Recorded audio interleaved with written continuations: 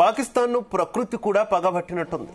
ఈ ఉదయం నుంచి పాకిస్తాన్లో 2 సార్లు భూకంపం వచ్చింది. తెల్లారి 1:22 టైంలో, ఉదయం 10 గంటల టైంలో భూమి కంపించింది.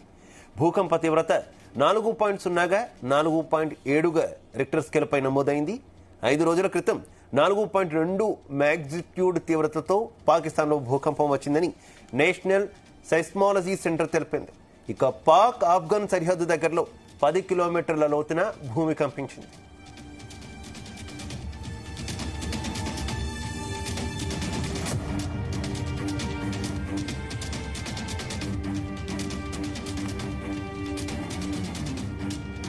పాకిస్తాన్ను ప్రకృతి కూడా పగబట్టినట్టుంది. ఉదయం నుంచి పాకిస్తాన్లో 2 సార్లు భూకంపం వచ్చింది. తెల్లవారుజామున 1:22 టైంలో ఒక్కసారి సంభవించగా, ఇక ఉదయం 10 గంటల టైంలో మరోసారి భూమి కంపించింది. ఇక భూకంప తీవ్రత తొలుత 4.0గా నమోదు కాగా, తర్వాత 4.7గా రిక్టర్ స్కేల్ పై నమోదైంది. 5 రోజుల క్రితం 4.2 తీవ్రతతో పాకిస్తాన్లో భూకంపం వచ్చింది. ఇక నేషనల్ సైస్మాలజీ సెంటర్ ఈ విషయాన్ని ధృవీకరించింది. పాక్ ఆఫ్ఘన్ సరిహద్దు దగ్గరలో 10 కిలోమీటర్ల లోతున భూమి కంపించింది.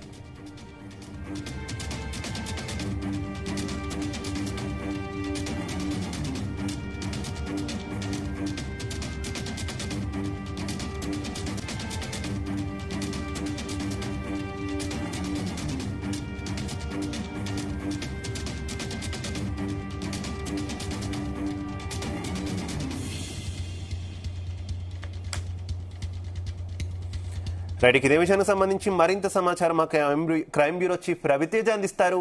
రవితేజ, ఈరోజు ఉదయం తెల్లవారుజామున 4:44 పాకిస్తాన్ సరిహద్దులో ఈ భూకంపం సంభవించినట్లు కూడా national centre for seismology NSC ఈ ప్రకటన రిలీజ్ చేయడం జరిగింది.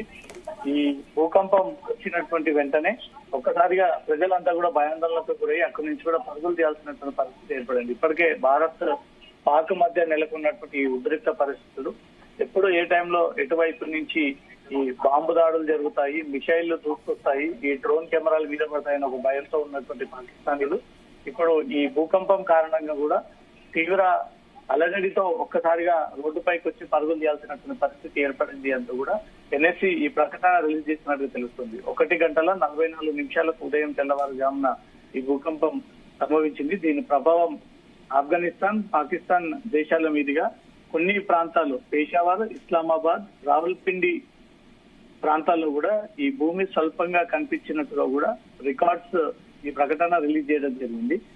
దీనిపై పాకిస్తాన్ లోని ఖైజర్, పంజాబ్, బెలూచిస్తాన్ ప్రాంతాల్లో కూడా స్వల్పంగా ఈ భూమి కనిపించినట్టు తెలుస్తుంది. వీటి కారణంగానే నిద్రలో ఉన్నటువంటి ప్రజలు ఒక్కసారిగా ఉలిక్కి పడి భయాందోళనకి గురై ఇంట్లో నుంచి బయటికి వచ్చి అక్కడి నుంచి కూడా తిరిగి పరుగులు తీయాల్సినటువంటి పరిస్థితి ఏర్పడింది. భూకంపం కారణంగా ఈ శబ్దం వచ్చిందా లేదా ఇంకేదైనా మిసైల్ ఒక్కసారిగా తమ పైన ప్రయోగం చేయడంతో ఈ శబ్దం వచ్చిందా తెలియని అయోమయం స్థితిలో పాకిస్తానీలంతా కూడా ఈ భూకంపం శబ్దం విని అక్కడి నుంచి కూడా పారిపోయినట్టుగా తెలుస్తోంది.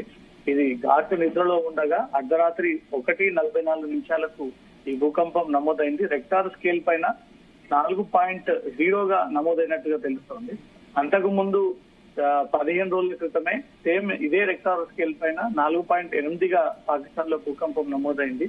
ప్రకృతి కూడా పాకిస్తాన్ పగబట్టినట్టుగా కనబడతా ఉంది. వాళ్ళు తీసుకునేటువంటి నిర్ణయాలు, వాళ్ళు తీసుకునేటువంటి చర్యలు, సివిలియన్స్ పైన అమాయకంగా దాడులు చేయడము, సంబంధం లేకుండా ఒక యుద్ధాన్ని క్రియేట్ చేసే ప్రయత్నం చేయడము, రెచ్చగొట్టడము, భారతీయులతో యుద్ధానికి సిద్ధమన్న విధంగా ఈ పాకిస్తానీ టెర్రరిస్టులు వ్యవహరిస్తున్నటువంటి తీరు ప్రకృతి కూడా నచ్చలేదేమో, అందుకే ఈ భూకంపం సంభవించి హెచ్చరించినట్టుగా కనబడతా ఉంది అంటూ మాత్రం సోషల్ మీడియాలో పాకిస్తాన్ కు వ్యతిరేకంగా మాత్రం ఈ నెగిటివ్ ట్రోలింగ్స్ కొనసాగుతా ఉన్నాయి. ఈ రోజు తెల్లవారుజామున 1:44 నమోదైనటువంటి భూకంపం వివరాలని కూడా NSC ప్రకటించింది. దాంట్లో 4.0 రెక్టార్ స్కేల్ పైన ఈ భూకంపం నమోదైంది. కొన్ని చోట్లనే ఈ ప్రభావం చూపించింది. దేశంలో అక్కడక్కడ మాత్రమే ఈ పేషావర్, ఇస్లామాబాద్, రావల్పిండి, ఆఫ్ఘనిస్తాన్, ఇతర ఖైజర్, పంజాబ్, బలూచిస్తాన్ ప్రాంతాల్లోనే ఈ భూకంపం ప్రభావం కనిపించింది. స్వల్పంగా భూమి కనిపించడంతో అర్ధరాత్రి ఘాటు నిద్రలో ఉన్నటువంటి పాకిస్తాన్ వాళ్ళంతా కూడా పరుగులు తీయాల్సినటువంటి పరిస్థితి ఏర్పడింది. ఇప్పటికైతే ఈ భూకంపం కారణంగా ఎవరు కూడా తీవ్రంగా నష్టపోయినటువంటి సందర్భాలు లేవు, ఎక్కువగా ప్రాపర్టీస్ కూడా నష్టపోయినటువంటి సందర్భాలు లేవు అంటూ కూడా పాకిస్తాన్ దీనిపైన ఇప్పటికే రివ్యూ చేస్తా ఉంది. ఇది భూకంపమేనా లేదా భారత్ నుంచి వచ్చి పడ్డటువంటి మిసైల్ అనే దానిపై కూడా వాళ్ళు రివ్యూ చేపడతా ఉన్నారు. కానీ రెక్టార్ స్కేల్ పైన భూకంపం సంభవించింది అంటే మాత్రం అధికారికంగా ఒక ప్రకటన కూడా రిలీజ్ చేయడం జరిగింది. రెక్టార్ స్కేల్ పైన 4.0 భూకంపం నమోదైనట్టుగా కూడా, అది కూడా స్వల్పంగా భారత్ కి పాకిస్తాన్ కి మధ్యలో ఉన్నటువంటి బార్డర్ కి అత్యంత దగ్గర సమీపంలోనే ఈ భూకంపం సమీపించింది అంటూ కూడా ఎన్ఎస్సి